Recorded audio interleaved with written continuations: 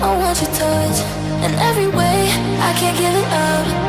Anything just to feel the rush. This just ain't enough.